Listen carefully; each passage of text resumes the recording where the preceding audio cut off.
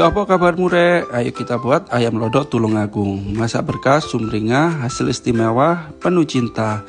Ayam kita bakar terlebih dahulu. Kita blender bumbu-bumbunya. Bumbu yang sudah kita siapkan, kita tumis hingga harum dan tanpa bau langu. Kemudian kita tambah aromatik, daun jeruk dan serai. Kita tumis hingga matang. Dan kita tambahkan seasoning, gula dan garam. Ada juga bisa dikasih penyedap, karena di galeri tidak ada penyedap. Tambahkan santan, kemudian kasih cabai utuh. Nanti bisa kita potek atau kita makan cabenya kalau kurang pedas. Kita tutup, kita biarkan sampai benar-benar lodoh.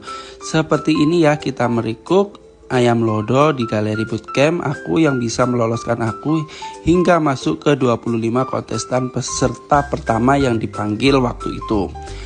Enak banget lodo, rempahnya berasa, masakan khas kerajaan dari Tulungagung. Mari kita coba bagaimana rasanya. Kita cicip terlebih dahulu.